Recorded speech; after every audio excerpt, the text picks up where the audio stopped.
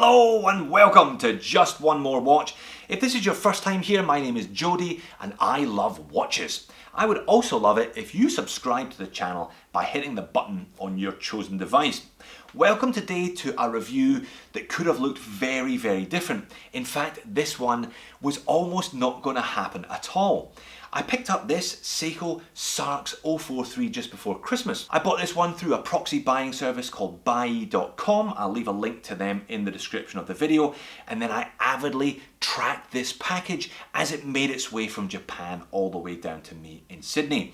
I peeled off the stickers in that video in December, and I must admit, I was a little bit disappointed. I thought it was just a little bit big and a little bit bulky, a little bit shiny, and the bracelet was a little bit rattly. And I thought, oh no, Jody, what have you done? You've done it again with another Seiko that's going to be a catch and release.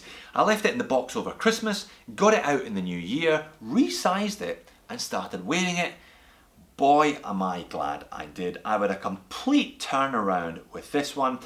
I think this SARX043 may well be the best JDM Seiko that money can buy. Let's flip the camera and find out why. I guess you could call that a 180. I did a complete turnaround in fortunes with this SARX043. It was so close to ending up on eBay, straight back out the door.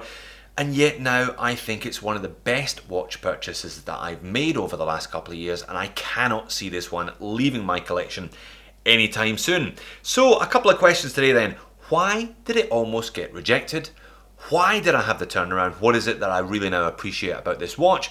And why do I think that you should be interested in this SARX043 rather than the watches either side of it in Seiko's JDM catalogue? Well, let's answer the first question. First then, why did I almost reject it? Well, perhaps anticipation was a factor. I've been eyeing this one up for a couple of years. I watched Mark Alamares unbox and review Blue Dial SARX045 a couple of years ago, and I fell in love with it then. But I'd always fancied this one, the 043, the paler ice blue silver dial version, and that's the one I ended up.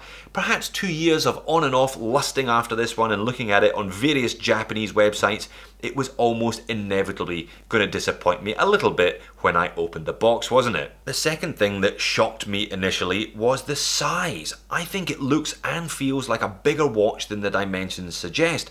Seiko states this is 39.5mm in diameter. My calipers measure it at 40, and it's a big 40 if you see what I mean. Unlike a 40mm dive watch, which has a lot of bezel there, this one's got a kind of fixed smooth bezel.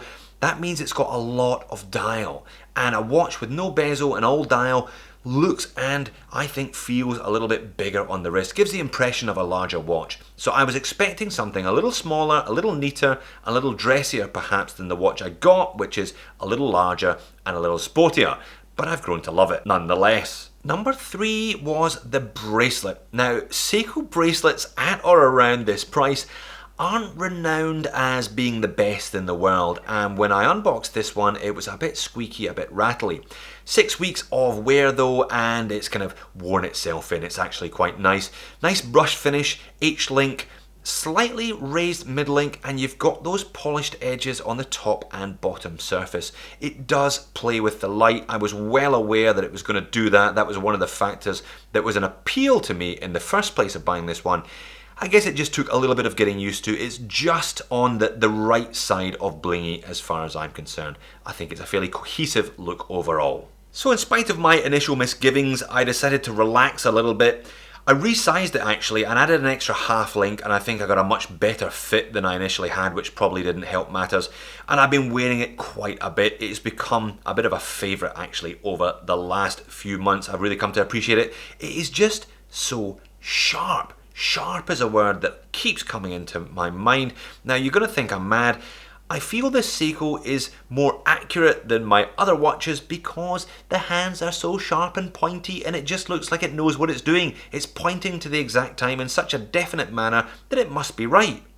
Yeah, okay, I am slightly mad. So 40mm in diameter, as mentioned, 11.5mm thick, so it's not all that thick, 48mm lug tip to lug tip, 20mm lug width, tapering down to 18, nicely integrated and proper milled clasp today, also at 18. Sized up for me, 7-inch wrist, this one coming in at 145 grams. So definitely, as discussed, not dressy, it's definitely sporty. It's a real kind of everyday watch, this one, and very versatile. Now, it doesn't have lume. If you're a regular on the channel, you know I'm a massive fan of lume on my watches, so that's something that I had to get used to. However, if they put lume on those hands, they wouldn't have had such a sharpness to them, so I think I'll forgive Seiko. I think good choice not adding lume to this one. Does dent its versatility just a touch, but I can cope with it. 316L stainless steel case, crown and bracelet, 3-piece case, smooth bezel, and we've got an exhibition case back. I'll show you that later on. Nice horizontal brushing on the mid case, quite a tight little kind of half protruding set of crown guards on there. Onyx crown, not really sure that works, not really sure why they bothered. Perhaps it'll look better with the dark blue dial rather than this pale blue silver one, but oh well. I don't dislike it, but I'm not a massive fan of it. But very nice brushing on the lugs, high polish on the bezel, so a kind of nice mixture of brushed and polished throughout, and very angular. There is an overall curve to the mid case, but it curves via a variety of different angles, which I think adds to that whole sharpness that I've been going on about. And that dial is just so Seiko and so perfect. Really, really clean. You've got this kind of vertical striping. I'm sure you can see that on camera. It does drift from silver to ice blue. There we go. It's kind of silver there, ice blue there. So you've got this dynamism on the dial. Not as obvious as a sunburst, but it does kind of change color as you move around the watch and as the light conditions change with you. Nice minute track there, very simple all the way around the outside. Applied baton indices, double baton at 12, and that is an applied Seiko logo. Automatic in a kind of fancy script just printed on there, and you've got Japan movement down at the 6. Lovely Dauphine handset, super sharp tips, and that very thin and simple needle second hand. Little date frame around the window at the 3 o'clock. Popping a link to show you the movement through the exhibition case back. Sapphire on the front, but Seiko can't resist saving a couple of dollars putting a piece of Hardlex crystal on the back. Never mind. Screw down case back, 100 meters of water resistance, so not a screw down crown. Buttery smooth wind on this one though. Nice, very nice for the 6R15 movement.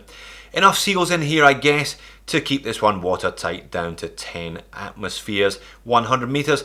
It's not going to be a diving watch, no rotating bezel, no lume, but certainly a suitable watch for the pool. I've been in and out of the pool a few times with this one, no problems at all. So it is indeed the 6R15 movement. This one, 23 joules, 50-hour power reserve, which adds, again adding versatility if you've got this one in a small collection on rotation. It hacks, it hand winds, stated accuracy levels are -15 to +25 per day. I set an app running on this one just for a week to make sure that I hadn't got a turkey, and I haven't got a turkey, -8.5. You're always hoping for plus rather than minus to ensure that you arrive early rather than late, but never mind, I'm not complaining too much. And if it bothers me, I can always take the case back and adjust the little timing lever. Solid end links on here, always good to see that at a watch at this price. And putting it on wrist, it is just so nice. See what I mean about that H-link bracelet just catching enough of the light. Very pretty effect, and such a good looking clean dial on this one. Really does wear a treat. Little bit of curvature to the mid case as noted, sits nicely on my 7-inch wrist, I think. Not too thick and super legible. And there we are, zoomed higher for an extra bit of perspective. I think you've got a couple of cracking options in this one, that dark blue dial, kind of blue-black, and you've got this one which is silver, kind of ice white, going to a kind of pale blue as well, so you've got a couple of different looks. And that fantastic bracelet again, just catching the eye. And getting it out into some natural light, you've got another example of that dynamism of the dial. Blue, white, ice blue, silver, depending on how you angle it. Always gorgeous to look at, super sharp with those hands, and lovely kind of arrowhead indices as well. Wears nicely on wrist. You don't get a lot of adjustment with this one though, I'll talk about that in a second, but I managed, with a bit of effort, to and froing between the links and the half links, I managed to get a really nice fit, I think. Very comfortable everyday watch, this one. Not so much a moans and niggles section today because I absolutely adore this watch. More a kind of couple of points to be aware of if you are thinking of buying it. As noted, it does look and feel like a bigger watch than that diameter dimension suggests. If you're used to wearing divers, then this one, there's going to be a bit of adjustment when you get used to a watch that is all dial. No lume on those hands, so if lume is a must for you, then look elsewhere. But where else do you look? You're probably looking back down at the discontinued SARB line to find a three-handed JDM Seiko with a bit of lume. Not even the Grand Seikos have got lume on them these days. Again, I think you're looking at discontinued models. And the bracelet sizing, as noted. This is all full links. You've got a couple of half links you can put in here, but no micro adjust at all on that clasp. So again, you're going to have to play around, try and get the sizing right for you, but I managed to get it just about spot on for me after a couple of shots. So overall, I think this watch is an absolute stunner. Never looks like the same watch twice because of that beautiful color changing dial, and it does that Jedi mind trick on me anyway, where I think it's more accurate than it actually is because the hands are so pointy and sharp. But why the best JDM Seiko? Why am I touting this one as opposed to all the other ones? So if the SARX is the best, then what's it better than? Let's have a look at the Seiya Japan website. For convenience, I've selected automatic, three-hander and price low to high, being a good Scotsman. These SARY05s are okay, they've got sapphire crystal, but they've only got the 4-arm movement and a pressed clasp on a fairly nasty looking bracelet, for example. Next, we're on to these kind of pseudo cocktail times, the new Seiko Presage cocktail time range. I'm not a big fan of these, to be honest. Domed Hardlex crystal, I think, is a bit of a scratch magnet. This one, for example, hollow end links and a fairly nasty looking butterfly clasp. Moving on to these ones, the SARYs, you do get sapphire, but you're still on the 4-arm movement and you're over $400 US for those ones. Bringing us on to the SARX047 with the leather and the 045 there, the sister to the one that I'm looking at the sweet spot, $538 US. If you go higher than that, we've got the SARX03 series. These ones, not a massive fan of the styling. I think they're a little bit over fussy when you compare it to the utilitarian look on the SARX next door. And you're creeping up in size. Again, these ones 40.5 millimeters.